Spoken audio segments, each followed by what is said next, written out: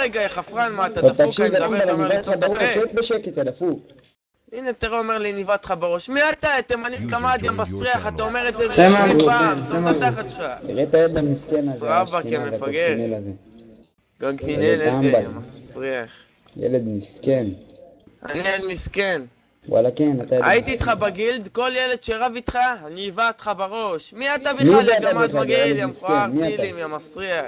מכיר אותך יא גם, בן בדוק. זונה, יא מגעיל אחד, אני אזיין את אמא הוא שלך. של דוד סב רבא שלך, חתיכת בן זונה. מה אתה אומר, כן? כן, כן?